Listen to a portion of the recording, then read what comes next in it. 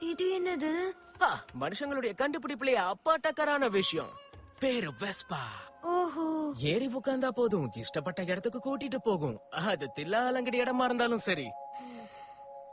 வெஸ்பாக்கு அர்த்தம் விடுதலை.